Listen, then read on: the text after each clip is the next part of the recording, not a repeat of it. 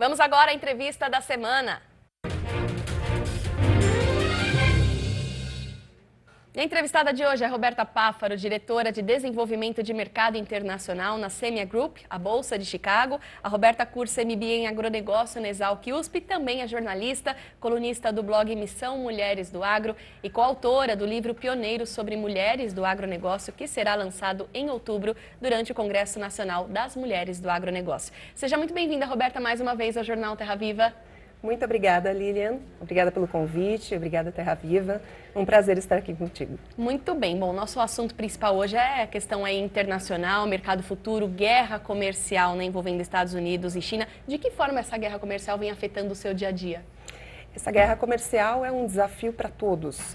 Então, eu creio que não só essa guerra comercial, mas tantos outros fatores, como quando a gente conversa da febre suína na China, e a gente começa a conversar do clima nos Estados Unidos, são tantos outros fatores que trazem incerteza para o mercado. Então, é um momento de incerteza geral, não se sabe o que vem depois, é um momento delicado em que o mercado reage.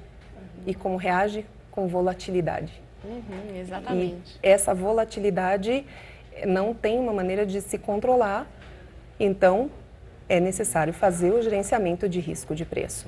E desde que começou essa guerra comercial, as taxações, você analisou também um movimento muito grande na questão dos contratos, né? Você ali, como diretora de mercado, você analisa também várias questões envolvendo o fluxo na bolsa, né? E aí tem até um gráfico, inclusive, que mostra isso, né? O quanto que os contratos de soja foram negociados naquele primeiro dia de taxações.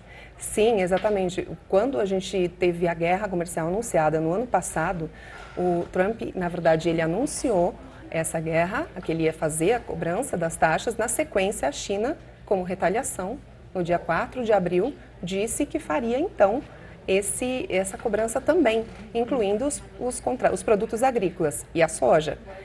Consequentemente, tivemos um pico de negociação de quase 800 mil contratos negociados em um dia, de contratos futuros de soja. Isso significa quase a total produção de soja em números, se a gente for pensar em números, são 108 milhões de contratos, o equivalente, cada contrato são 136 toneladas, se a gente multiplicar aí por quase 800 mil contratos negociados em um dia, seria o equivalente a quase a produção inteira de soja do Brasil. E aí você me fala, Roberta, mas quem está negociando? É o mundo. A Bolsa, o Semia Group, é onde o mundo vai para fazer esse gerenciamento de risco de preço. Tanto os compradores de soja, a agroindústria, quanto os produtores e, de uma maneira geral, o mercado que também atua para poder ter algum benefício dessa oscilação, dessa volatilidade nos preços. Bom, e a gente vem vivendo aí um momento nos Estados Unidos em que os produtores estão com muita cautela em relação ao que vai acontecer na produção, né? O clima veio prejudicando demais. E aí a gente tem também uma agravante, a questão das eleições, né? Esse ano do Trump. E aí você trouxe pra gente uns gráficos que mostram uma pesquisa bem interessante, que eu queria que você explicasse um pouquinho pra gente. Como está a confiança do produtor em relação ao governo norte-americano, né? Sem dúvida. Essa é uma pesquisa, na verdade, que ela é realizada com cerca de 400 produtores nos Estados Unidos. Ela é feita em parceria com o Semia Group e a Universidade de Purdue. E eles fazem, desde 2015, eles começaram essa pesquisa para mostrar a confiança do produtor no governo.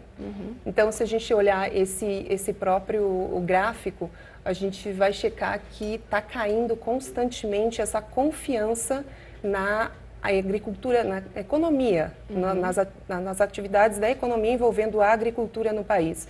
Então, agora, esse foi feito em maio, essa pesquisa, então esse relatório saiu em junho, agora temos um próximo em julho.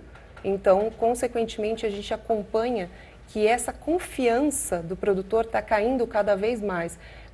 devido às condições, análise das condições da agricultura e também com relação às expectativas com o futuro. Então, a gente vê o verdinho, o ponto verde significa essa expectativa com relação ao futuro, com as medidas econômicas voltadas para a agricultura, e um pouquinho o marrom mais claro seria as condições de uma maneira geral da economia.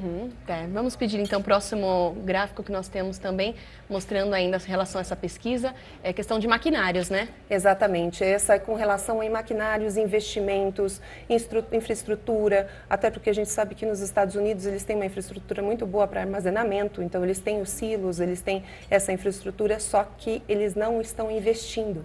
Como a gente pode ver, chegou a 37, está em queda, constante queda. Começou lá em 2016 a 52, quando a gente fala desse índice, né, que a gente faz esse parâmetro desses 400 entrevistados, então está caindo constantemente e agora chegou a 37. Então, realmente, eles estão confiando menos, investindo menos para aumentar essa produtividade. Quem quiser acompanhar essa pesquisa, dá para se atualizar também, né? Você disse que ela tem uma periodicidade aí de atualização e dá para quem está em casa acompanhar também isso. Quanto tempo, como que faz? Exatamente, ela é divulgada mensalmente no site do CME Group, então você pode acessar o site do CME Group, /Ag Barometer.